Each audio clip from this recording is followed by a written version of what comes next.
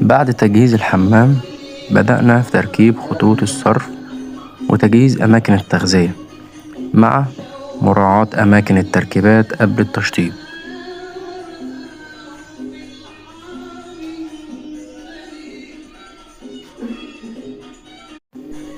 بعد تجهيز الحمام بدأنا في تركيب خطوط الصرف وتجهيز أماكن التغذية مع مراعاة أماكن التركيبات قبل التشطيب.